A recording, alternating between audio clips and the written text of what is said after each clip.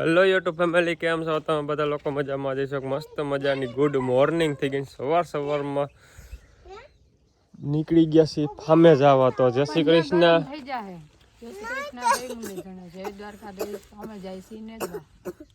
તું એને હીરામણની રોટલો ભેગો લીધો છે. શું છે? ગરઘીના લાડવા. કોઈને ઓર્ડર દેવો હોય દઈ દેતા. પેકિંગ ચાલુ છે. સારું, હાલો તો પેલા ફટાફટ નીકળીએ, કારણ કે કયુંને નેદવા જવું છે તો થોડુંક મોડું થાય છે, એટલે વહેલા હે પૂગવું કમ્પલસરી છે.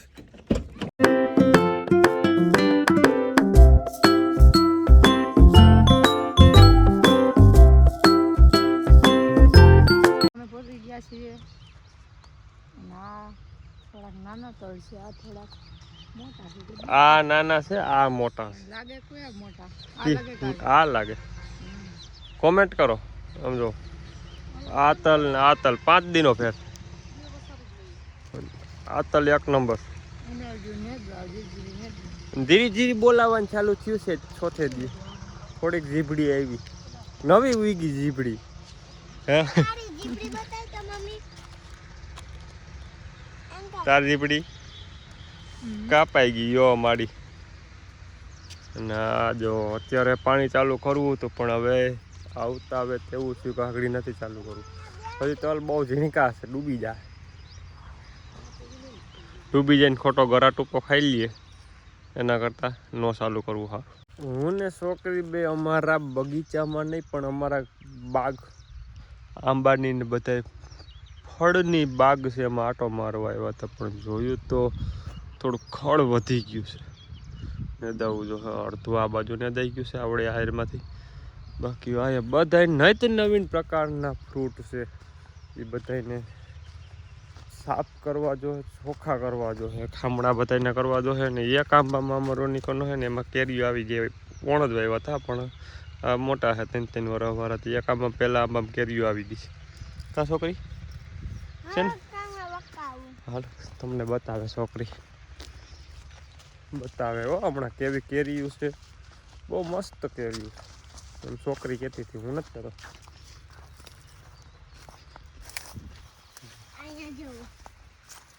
એટલે ફાલ ઘણો આવ્યો હતો, પણ કાઢી નાખ્યો હતો, કારણ કે એખાદા 2 વર્ષ ફળ ન લઈએ તો સારું, નકર વધ રોકાઈ જાય એવું બધા કહેતા હોય. એટલે ફાલ બધો પેલો કાઢી નાખ્યો હતો. એખાદી ખાલી લૂમ થાય એટલું રહેવા દીધી હતી. બાકી આ બધું જો આમાંથી એક ઝાડવું આ બરી ગયું છે, એક ઝાડવું ઓલું બરી ગયું, 2 બરી. તો મિત્ર, અત્યારે અમે ફામે છીએ અને ઘઉં ભરી રહ્યા છીએ, અને હું તમને દેખાડું અમે કઈ રીતે ઘઉં ભરવાનો જુગાડ બનાવ્યો છે. ઘણી ફેરી મેં બેરલના વિડીયો મારા જોયા છે કે ઘઉં બેરલમાંથી કઈ રીતે બ્લોવરે કાઢવા એ બધા. અને આજે આપણે બાસકામાં ઘઉં કઈ રીતે ભરવા, સિલાઈ કરી રેડીમેડ બાસકા જે આવે સિમેન્ટના, એમાં ઘઉં કઈ રીતે ભરવા, એના માટે આ રીતના આપણે જુગાડ બનાવી ગયેલો છે. તો બ્લોવરથી એથી અવાજ આવે અને ઉપરથી ઘઉં જાય, બેથી બાસકામાં સિલાઈ કરી ગયેલું આવે. ખાલી થોડોક હોલ હોય, પછી બાસકું ઘા કરો એટલે એ પણ હું તમને દેખાડે. એટલે એ બાસકું બંધ થઈ જાય, પેક થઈ જાય. કેમેરામાં ધૂળ ચોટી ગઈ, પહેલાં સાફ કરી નાખું. આ બાસકું આગળ ભરાઈ જાય એટલે હું તમને દેખાડી કઈ રીતે બાસકાને લોક કરવો. જો આ રીતે અત્યારે આ બાસકું ભરાઈ ગયેલું અને લોક થઈ ગયેલું છે, તમે જોઈ શકશો. અને આ રીતે આપણે ઘઉં ભરતા હોય અને આ રીતનો જુગાડ બનાવી બ્લોવર. હાવ આરામથી કામ, કંઈ ઉપાધિ નહીં. 1 જણાની જરૂર, 1 જણો બાસકું ફીટ કરી દે અને આમાં ઘઉં નાખવા મળે એટલે બાસકા ઓટોમેટિક ભરાઈ જાય. અને હજી આપણે બેરલમાં કઈ રીતે ઘઉં ભરવાય એના માટેનો પણ જુગાડ બનાવવાનો છે, પણ થોડીક વાર લાગશે. ઘઉં ફૂંકાઈ તડકે તપીને કમ્પ્લેટ બાસકા ભરાઈ રહ્યા છે. પણ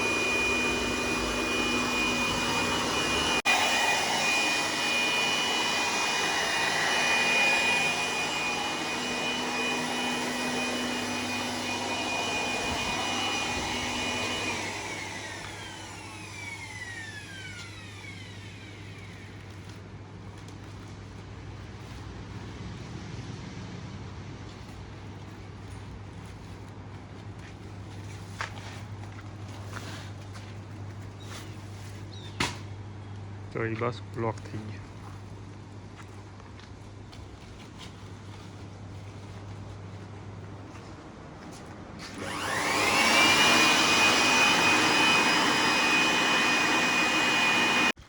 અહીંયા ડેઈલીની જેમ કપડાં ધોવાનું કામ ચાલુ કરી દીધું છે.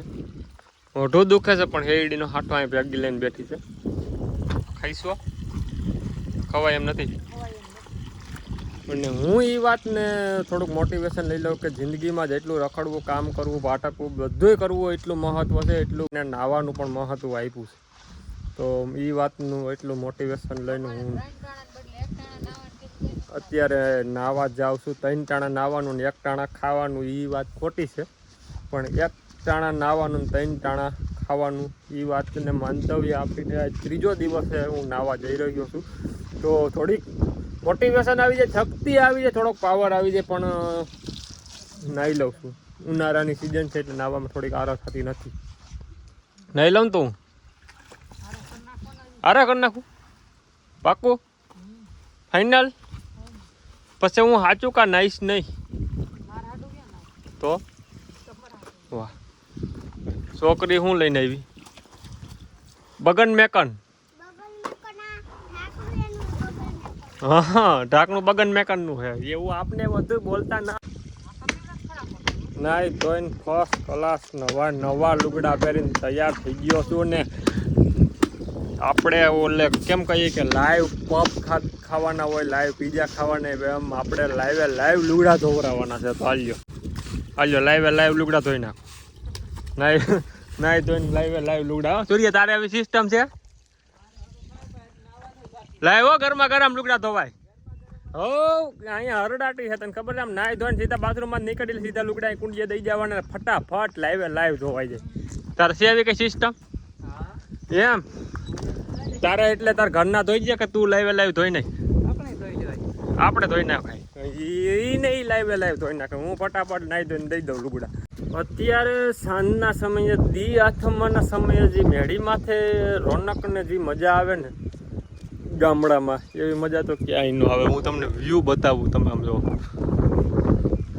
દી આથમવું છે. એવો ઠંડો પવન આવે કે એસી ટૂંકી પડે. પવનનો અવાજ તમને સંભળાતો જ છે. મસ્તનો પવન આવે છે. મેડમ પણ મેળીમાંથી આવી ગયા છે. એ એના કામ થકી આવ્યા છે ને અમે ખાલી આટો મારવાને રખડવા આવ્યા છે. એમ માટે શું ને બોલે ત્યાં દુખે એટલે બાકી કંઈ નથી. અને આ કદમનું ઝાડ છે એને થોડોક કાલ ગરમાળો લાગી ગયો. કંવાળું પર ગયું ને તો થોડોક તાપાળો લાગ્યો છે.